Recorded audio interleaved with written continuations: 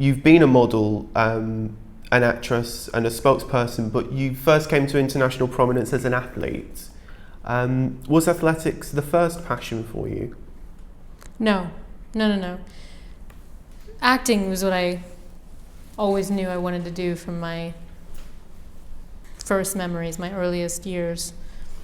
I was always writing plays and performing them and dressing up my little brothers, taking the tinsel off the Christmas tree and stapling it to the edge of the house coat to play queens and kings. And it's interesting because the sport thing, I'd always played sport, but it was like playing musical instruments, which I also did, it was like performing on stage, which I did. And I think I realized that in the last couple of years, that the through line through this multilateral career, ridiculously hyphenated, is being a storyteller. For me, sport is really is the lost art. It was. I was that kid, that dreamer, that daydreamer. I wasn't a jock the way people who are passionate about sport are often characterized. For me, it was just a physical way to explore a story. And obviously that resulted in the Paralympics in 1996. Yeah. And one of the things that was famous for that was the cheetah leg. Yeah. I was the guinea pig, for sure. The now it's kind of the standard. Every athlete who uses a prosthetic leg. I've even seen them. People have sent me images of horses who, have a jumping accident and they're fit with a little version of the cheetah leg, the sprinting leg. It was really such a pivotal point in my life because it was my entree to design in general. I never bothered to look at a particular faucet or a chair or a knife. I think as anything more than the tool it was beforehand. And certainly my own dealings with my legs was kind of as a hacker. It was always about, okay, all these things, ways in which it didn't really work, and getting in there in my dad's tool shed and, adapting them to make them work for me, which I think is the experience a lot of people have with their glasses or, any kind of device it's really an assistive medical device that we just don't even, it becomes so intimately involved with our daily life that we just we do the little tweaks on it to make it feel that it's worthy of that intimacy. So for me, being a bilateral amputee is already very rare, right? Most amputees are missing one leg or one arm, right? So the goal of the prosthetist is to make a prosthetic leg to achieve symmetry, right? Your height, your weight, the pronation of your feet, all of that stuff is predetermined from the flesh and bone side. So it's just about achieving symmetry. But with me, there's a lot of X factors, right? How tall would she be?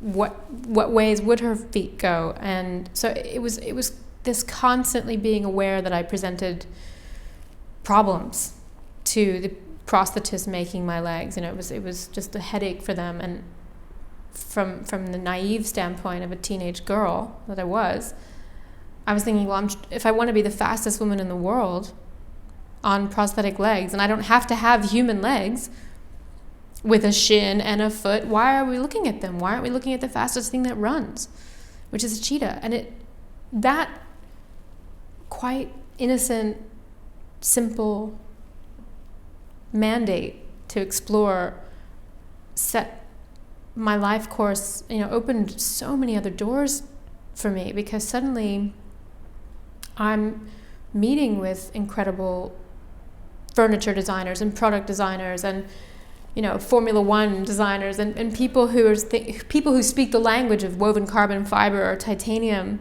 but have no background medically in what a prosthetic leg should look like, and also to release ourselves from this need to replicate a human leg, to fix what's not there, to fix, to give yourself some sense of replacing loss. Such a heavy, moribund thing that I was really happy to liberate myself from, and I couldn't imagine now the sadness of constantly being reminded by the person that, again, makes something that is so intimately connected with your body, that you have lost something and this is the best you can do to replace it, instead of working with people who don't come with that baggage of what it should be, and instead will say, yes, Aimee, we can make anything for you in that space between where your leg ends and the ground. We'll create something covered in feathers. Let's create some beautiful Cinderella glass slipper leg. Let's create something in porcelain. Let's have fun with it. It was the cover of International Design that first kind of brought you to the attention of Nick Knight and Alexander McQueen, and that was sort of where you first became involved in fashion. The way the dominoes fell with being on the cover of ID, which was a design magazine. I mean, I think I was the first human being they had on the cover. It's usually like a chair or, something that Jonathan Ives made. And the fact that there was a story on Peter Saville in that issue, Peter giving the issue to Nick, and Nick giving it to Lee, and within a week I'm opening this package of press kit with this gorgeous boy in a tartan dress running down a hill from a burning castle. I was sitting on my parents' couch, and it was like, be careful what you wish for, here it goes. I was talking about how it could be interesting to use fashion to explore this idea of what a sexy woman could look like, or what sensuality or sexuality and how it can be portrayed, because I think we see a pretty one-note version of that oftentimes, and all of that stuff. I mean, I really think the internet has been such an incredible champion of people creating their own identities and aligning with the groups that of their own choosing. You know what I mean? If you're some kid in Topeka, Kansas, and you're into Norwegian death metal, you have an entirely different access to what's going on in real time in a way that you didn't 15 years ago, 20 years ago. And that's thrilling. It's so amazing to have people have this kind of connectivity, and I don't think, I didn't even realize until the last couple of years after Lee's passing, I got so many letters from people who wrote to me about what that moment in fashion meant to them. But I mean, yeah, people who are names we all know in fashion, but also people just,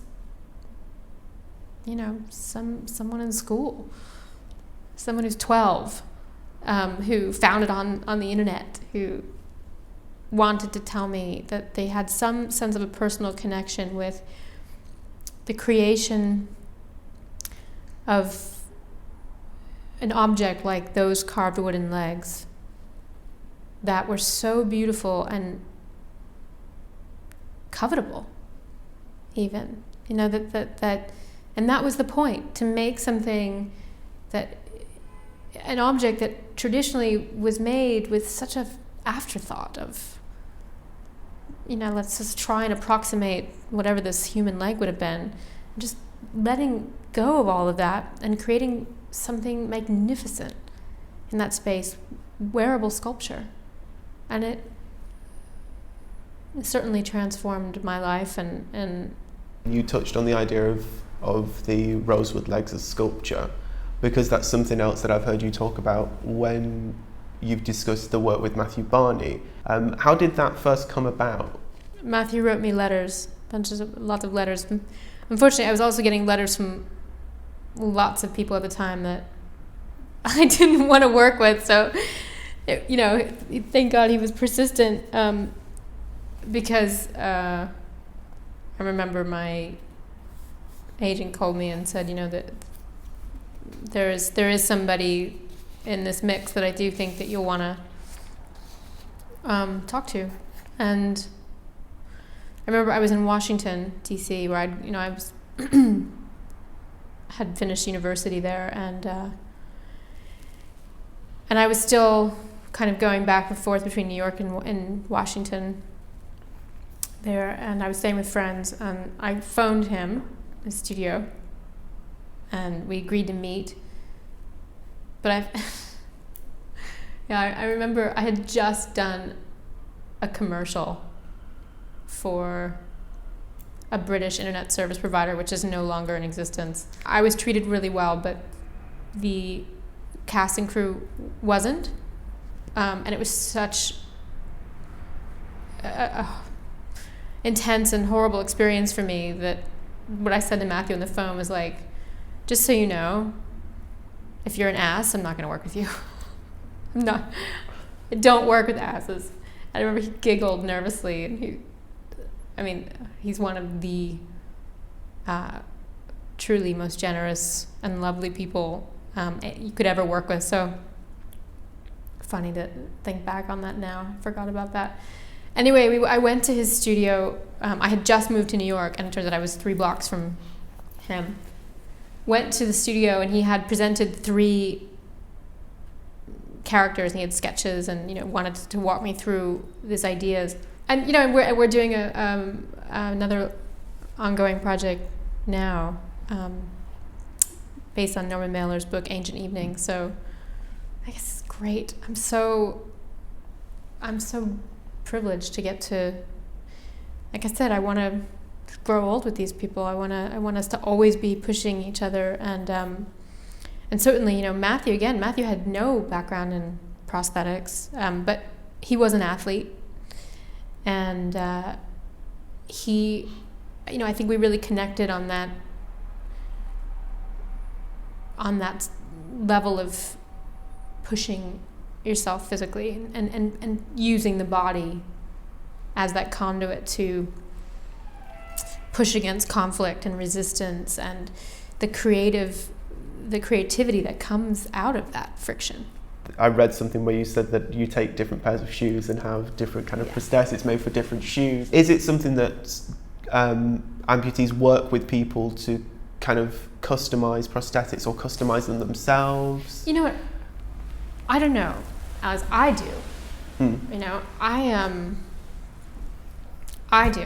For me, I couldn't imagine, again, something as intimate as the person that's going to make legs for me not being somebody I want to get to know, and somebody who gets to know me,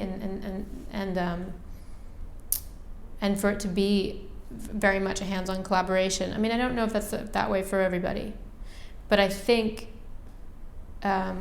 increasingly that's more the case.